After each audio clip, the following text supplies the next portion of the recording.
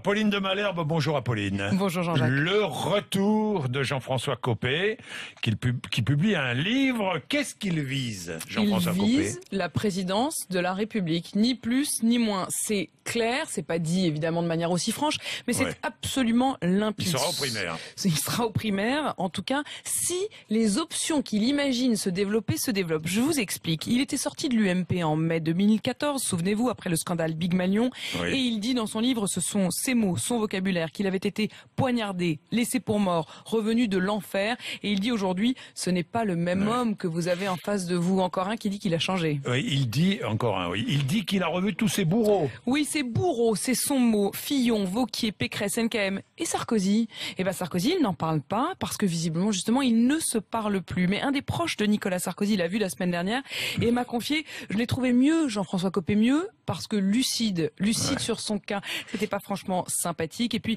l'épée de Damoclès judiciaire, l'affaire Big Malion, ça, Jean-François Copé préfère l'oublier. À ceux qu'il croise dans les dîners, il dit qu'il imagine 3 hypothèses possibles. 1, ce que j'ai à dire n'intéresse personne et j'en prendrai acte. 2, ça me remet dans le circuit et je serai remis en selle pour la suite. 3, et c'est évidemment ce qu'il espère, ça casse la baraque, ce sont ses mots, et je réaliserai que je suis celui qu'on attend. Alors je ne sais pas si on peut dire qu'on n'est jamais mort en politique, mais ce qui est sûr, c'est qu'on ne se croit jamais mort en politique. Ça c'est très français. Oui. François Hollande aujourd'hui va adresser ses vœux aux armées, et Jean-Yves Le Drian sera avec nous tout à l'heure, 8h35, 9h. C'est l'une des étapes de ce marathon des vœux du président. Est-ce bien raisonnable? Ça coûte une fortune.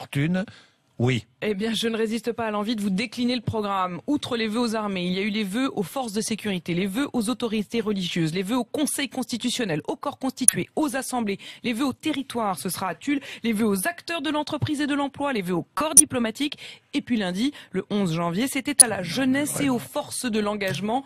Une cérémonie qui a coûté 250 000 euros. 250 000 euros, c'est le Canard enchaîné qui le révèle.